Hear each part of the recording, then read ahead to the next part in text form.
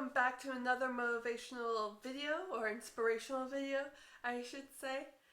This is for March 25th, 2021, and I want to focus on the start of my journey. And what I mean by that, the start of my journey to my ideal self, to owning who I am really. Because you're always going to have your ideal self be in the future. You're never going to reach your ideal self, but it's about reaching for that and having a target and a goal that you want to go to, an end goal that you'll get closer to. For me, this started about, I want to say 8 years ago.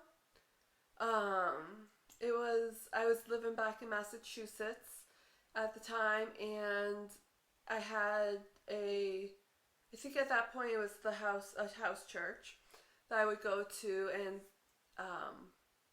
someone suggested doing this program that was a free booklet from Donna Parlow, who gave away this 21 steps to a better life or your ideal life, something like that.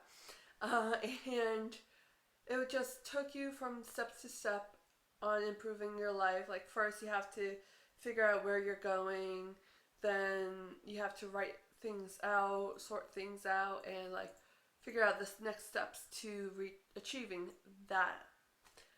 So after that, I went through that pretty quickly, and then kept that in mind, kept those nuggets of information in mind, and would do different goals. And at times, I think as I was just starting out, it was really like, okay, I need to do this, this, and this, and like would get overwhelmed. And didn't really know my bandwidth and thought it was a lot higher than it was. So it was balancing it and figuring out what I can actually do.